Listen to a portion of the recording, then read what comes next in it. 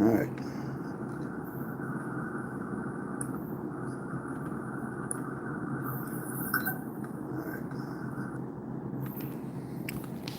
All right, this is Sports for Real.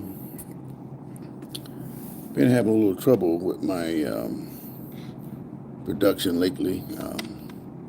For whatever reason, I'm not getting a clear picture with my camera. So the last couple of times I came on, I was giving out the information, but my picture was garbled. So I don't know what the situation is today. I'm getting a better picture of it now, but I think everything's good. But what I talked about yesterday pretty much were the neutral site locations that take place in the Florida high school football playoffs. They keep changing the formats down here in Florida. They don't have a set system. Every 2 years it changes. And when I was a kid, they had the format where you played the district champions were the only ones who went to the state playoffs. So if you didn't win the district, you went and played basketball or whatever. But you had a lot of complaints behind that because you had, especially in the rural districts, you had a lot of 10-team districts, and the best team would go 10-0, second place team would go 9-1, 8-2, 7-3, all the way down to 0-9. Well, it was understandable if you were 9-1 in such a big district that you were probably a pretty decent football team. You just couldn't beat that team that beat you. But that's just the way it goes. So the coaches, they complain till finally they talk the state into having, they start having runner-ups go to the playoffs. And then when they did that, they had it right. They would put the district champion of 1 into a completely different bracket as their runner-up in 2. And because they were in 2 different brackets, if they were good enough, they would play back to each other in the semifinals to see who went to the state. Because in this state here, it's been pretty much a north-south thing. It's not a seedings like what most people were doing in other states. So people were complaining because you would have 2 teams, say, in Pensacola from the Jacksonville area, and they were complaining about why do you have 2 teams in Pensacola when it should just be 1? Well, after all the browbeating, they got rid of that, and it came to the thing where if I win my district championship against you in week 9, the playoffs start, I win a game, and the next week I have to play my district runner-up. I don't think that's fair. I think if you're going to have district runner-ups, the best way to do it is the way they do it up there in Georgia. They have regions, and 4 regions in the big classes, and they take the top 4 out of each region, and they go in different directions. I don't have to worry about seeing that team the next week. If they're good enough and I'm good enough, I won't see each other. I won't see that team until at least the state semifinals. And if you're going to have it like that, that's probably the better way to do it. I don't need to see them the second week of the season, second week of the playoffs. But now they put the neutral sites in Florida to prevent teams from, say, Pensacola playing against somebody from Miami or Key West. As you know, Key West and Pensacola is 850 miles away. And that is a very, very, very, very long bus ride for 2 teams trying to play. And there's no way around it. You can't catch the train. Yeah, you can fly. Maybe you can catch a boat, but it's going to take you out of the way. So either way, you're still looking at 14, 15-hour ride. So they came up with these neutral sites to prevent that pretty much for championship games because you had a north-south thing. Like I said, I referenced yesterday the first championship game I saw. I had me one of those old-style radios with the TVs on it, a little 2-3-inch screen, black and white. I watched Gonzalez Tate out of the Pensacola area play Miami Columbus. That was on a Saturday afternoon way back in 1980. They didn't want teams traveling that far for championship games, so they came up with the neutral sites. But now they've gone to seedings, especially in the rural classes like they do in other states. And what you're ending up with are monster road trips. For instance, this week, the biggest road trip that they have is Chipley going all the way down to Pahokee. Chipley is maybe 80 miles outside Pensacola. They got to go all the way down to Palm Beach County, which is about 80 miles north of Miami. So Pensacola and Miami, you're looking at 700 miles, 750 miles. So that is a very long trip to take for a team that's probably not going to win that game no matter where they play. But to go all the way down to Pahokee, It's not gonna be. He might well just forfeit because the likelihood of them winning that game is not very good. But the thing about it is, these neutral site games, you always end up playing teams that are somewhere close. Take last year, Mainland out of Daytona had to go to Tallahassee to take on St. Augustine, who they passed right by to get to Tallahassee. We're only like 50 miles apart. They could have played in Flagler Pond Coast, and the stadium would have been full. I mean, the draw about 3,000-4,000 anyway. You could have just played somewhere else besides the place that you played. So I think that they need to do something about it because these neutral site games, they're not doing living up to the purpose that they were made for. Why have a neutral site games for a championship if you're going to have two local teams playing? This don't make sense to me. But today I just want to talk real quickly about Tennessee and Georgia. Georgia's pissed off. They got whipped by Ole Miss the other day, and because of that, a lot of people are installing them as a big favorite against Tennessee. As you know, the last couple of years, Tennessee's quarterbacks haven't played very well against Georgia, and now Tennessee's quarterback is banged up. And with Georgia being upset, they think that Georgia's going to run off Tennessee. Well, I was thinking that Georgia would be upset, and they probably would beat Tennessee by 10 points. I don't know. And the reason I say that is because the quarterback's not playing very well. And if he keeps playing the way he's playing, they might get beat by 10 points with Tennessee. So Carson Beck is the wild card in this whole thing with Georgia.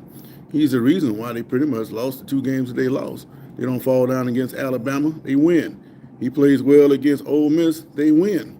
Georgia is still a very dangerous football team, but I think that Georgia, not only are they fighting for the right to try to get to the playoffs, I think Georgia's fighting for the position they held the last couple of years. Because once you knock off a champion, and the champion tries to come back and he can't overcome, then he starts to slip back into mediocrity like what it used to be. In other words, Georgia's falling off the mountain.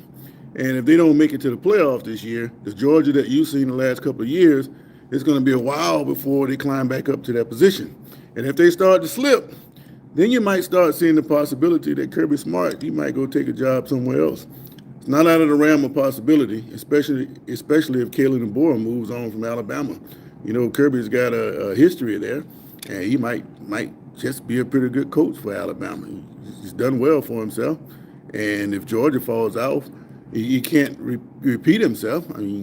But then again, as a college coach, you can pretty much stay in one spot as long as you're winning, as long as you want to. And he's a local. He played for the school, and if he keeps winning, he can stay as long as he wants. But can he beat Tennessee when it counts is what everybody wants to see. I'm looking forward to seeing. Christopher Barnett, how you doing, man? You said, who you got this weekend versus Georgia versus Tennessee? Man, I'm going with the Bulldogs, man, only because Tennessee, they don't seem to show up when it's time to play. I've seen the last couple quarterbacks go against Georgia, and they've had receivers open, but they can't hit them. It's almost like they're the classic front runners up there at Tennessee. You got people wide open, but you can't hit them. And then once the game gets out of reach, now all of a sudden you start hitting passes. That let me know that you're choking. So until Tennessee gets a quarterback that can stand in there and throw the football when it counts the most, I'm going with Georgia, man. Georgia's still a dangerous football team, and I just don't see Tennessee doing it. You're a Vols fan? We don't play good on the road either. Well, again, you playing against a rival. Anytime you playing against a rival and you have a chance to eliminate that rival on your home field, you're in the perfect position. They're pissed off. They're going to be pressing.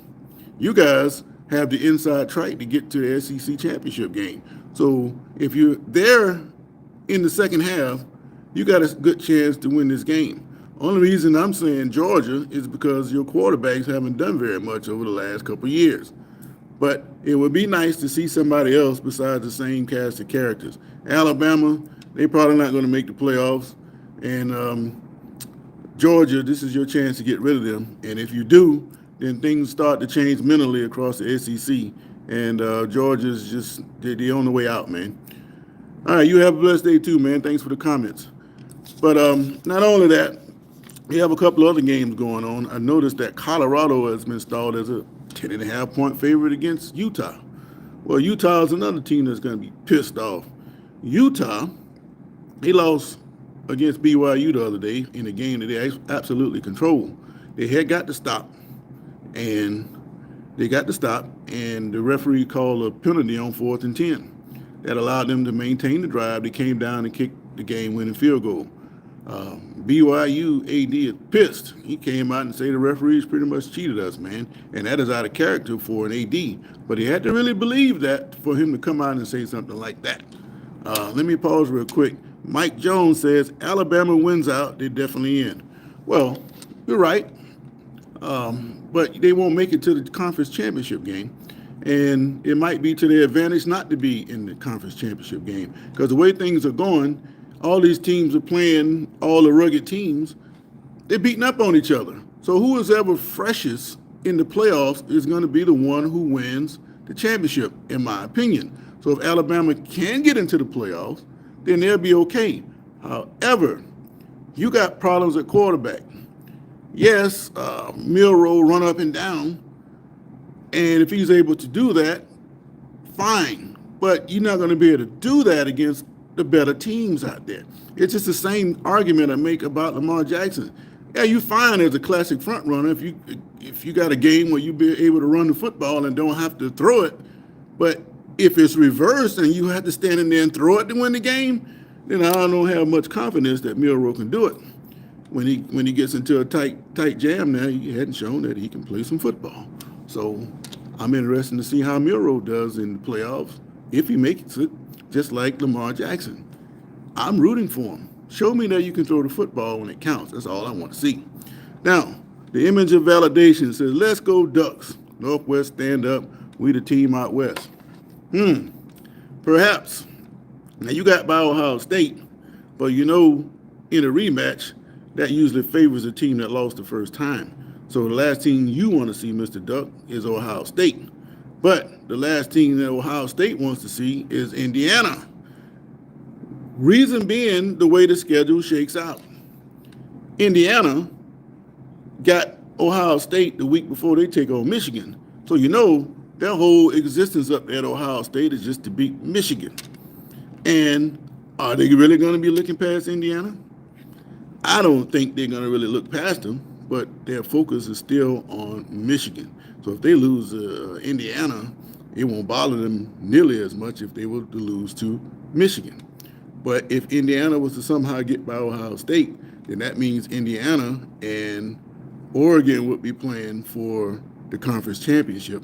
And Oregon's got that high-powered offense, but I'm not so complimentary of your defense.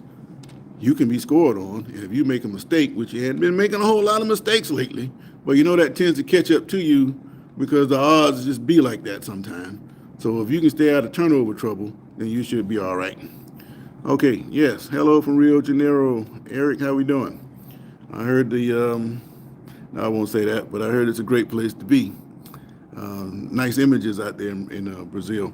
What's your thoughts on Texas? I picked Texas to win the SEC, but they're starting to pick the game back up. I don't know if it's because Quinn Ewers, I had made the prediction that if they continue to play like that they weren't going to beat Texas A&M. You guys, you don't get along with A&M, and they really don't like you guys. So if they can have the opportunity to stomp on your playoff hopes, they're going to do it. They're going to be ready to play. They kind of disappointed me when they played against South Carolina. That was a trap game all along. They should be able to take care of Auburn. So that game between A&M and Texas is going to be for a spot in the championship for the SEC. What's my biggest surprise team that didn't do so well this season? USC. USC is a team that should be undefeated. It's not a team that they can't play with. I know they're breaking in a new quarterback and all, but the way that they lose is almost like a movie script. They control the games and then they end up losing. And I don't understand why they keep losing the teams that they should beat. But that's just the way it goes. Lincoln Riley, if he don't tighten up, he's going to be on the unemployment line, and you might just see him back on Oklahoma somewhere because Brent Venables, he's not long at Oklahoma. All right, image of validation, Georgia. Yeah, I take Georgia over Tennessee only because Tennessee quarterbacks, they haven't shown very much in that game. So, but if Tennessee quarterbacks show up, then you might have a problem. But back to Colorado, they got a 10-point. They're favored by 10 points against Utah. Utah has struggled this year, and I think they should have moved on from Cam Rising. This is what, 6th, 7th year of college eligibility. He should have been gone a long time ago. He keeps getting hurt. Maybe that was a sign 2 years ago that it was time for him to leave. But they keep giving all these guys all this eligibility, and it don't seem to make sense to me. What I'm seeing, though, if the NIL and the changes that's being made that way, one of the things that people hadn't said much about is looks like eligibility might go away in college sports. Why not? I mean, everything else is changing. Why not eligibility? Utah always comes up with upset. Yes, they do, and they should have beat BYU. And they can beat Colorado, but if you look back to last year, they just barely escaped Colorado last year. So Colorado won't be afraid of Utah, especially the way Warren Sapp's got that defensive line coming off that ball. Rising, he's going to have to go back to the level that he was playing before, and that's the only way they're going to beat Colorado. They just seem to be on a roll right now. It looks to me that BYU is still the best team in the Big 12, and it's still going to come down to, Kansas State lost the other day, so Colorado controls their own destiny. If they win these 3 games, they're going to be in the conference championship game, so it doesn't even matter what nobody else does at this point. So it'll be interesting to see. But like I said before, Dion, I don't think he's going to be there after this year. As much as the recruiting news that they're making, bringing in replacement quarterbacks and this and that, he's only in this for his sons, and I've said that ever since he took the job at Jackson State. So it wouldn't surprise me at all. Well, it would surprise me if he stuck around. But I found that his sons, he's classified him as a junior, and that goes back to the eligibility thing. I don't know why he's classified as a junior, because he started 2 years at Jackson State. Now he started 2 years in Colorado. So again, what is the eligibility numbers now? I have no idea what they are. And I think just like everything else in college football that's been turned on its head, so will eligibility go out the window. So who's to say? But I think that Colorado is going to find a way to get by Utah. And I think their biggest hurdle is going to be Kansas next week. Kansas, to me, is the biggest threat to Colorado making to the championship game. Yes, they have Oklahoma State to close out the season, but Gundy's not hitting on all cylinders. And it's been talked that it should be changed down there in Stillwell. I think he probably would have been gone sooner if he wasn't one of the heroes of the program. So it'll be interesting to see what happens down there in Stillwell with Gundy. But I think the biggest threat to Colorado is Kansas. So we'll see how that shakes out if the Buffs are able to get by Utah this weekend. But as far as 10 points, I don't think they're going to beat them by that much. Utah is still a very good football team. And like the commenter just said, they have a history of pulling off upsets. And it should be a good game, but it's an early game. And I don't know what effect that's going to have, being that they're neighboring states. So that shouldn't, time difference shouldn't make much of a difference there. So it'll be interesting to see how that shakes out. But I like to rap all day. I got to get ready to go to work here. Just to recap what I was talking about, how they do the high school playoffs down here. They came up with the neutral sites, so teams from Pensacola wouldn't have to go all the way down to Miami to play in the playoffs for championship games, because you had that North-South division. Well, they're kind of getting rid of that North-South division in the lower ranges. So they got teams from South Florida playing against teams way up in the Panhandle. And again, if you're not familiar with the state and how it's drawn, Pensacola is way over to the northwest. You have to go all the way down to Lake City or Jacksonville before you can come down. Lake City and Pensacola is 350 miles away. And to get from Lake City down to Miami, you look at another 400 miles. So there's no way that these teams can avoid that. I can see if this was a championship round, but the first round to have these teams travel like that, it doesn't make any sense. If they're going to seed these teams, I think the best way to seed that is to keep a 1 through 8 in the north and 9 through 16 in the south, and reseed them 1 through 8 based on north and south. That way, if you're going to have that long trip, it's only going to happen one time instead of 3 or 4 times in the same week. They're not the only team that's traveling. There are a couple of teams here from Jacksonville going out to Pensacola, and I got more to say about that probably tomorrow. From a historic standpoint, we talk about some people that you are very familiar with that has some connection to the trips that's being taken out to Pensacola this week, and I'm going to talk about that. But you have Panama City's coming to Jacksonville. You have Gonzales Tate, who I referenced earlier about that 1980 championship game. They're right outside of Pensacola. They're going to be coming to St. Augustine. So you're looking at 400 miles there. It's just a whole bunch of, get the bus ready, man. Make sure that the tires are good and you got your oil changed and get it a tune-up, man, because we about to put some miles on the road this weekend in Florida high school football. Got some good matchups and going to be some good gates. And I think the association, that's all they really care about is getting the gates, because the people that benefit the most from these things, getting their pockets greased, they'll be with their family by 9 o'clock on Friday night thinking about all the money they're making over the weekend. Kind of cruel to say that, but that's just the way it is. The kids are always the odd in out on that. So maybe it is a good idea that they can get NIL here in Florida to take some advantage of people taking advantage of them. That's just my thoughts. But anyway, Georgia going to be pissed off when they play Tennessee, but that pissed offness can go against them, and Tennessee can overcome that by just having quarterback complete some passes. Carson Beck, the way he's playing, he's going to make a couple mistakes. He's played the last couple of games where they had at least 3 interceptions. If that continues, then Georgia, as you knew him the last couple of years, there'll be no more. So that's just my take on what's going on. Wish you guys well all over the world. Appreciate you joining in, chatting with me. If you like my brand of smack talk, as some of you call it, subscribe, hit me up. But in the meantime, I got to go to work. You guys have a great day. I'm out.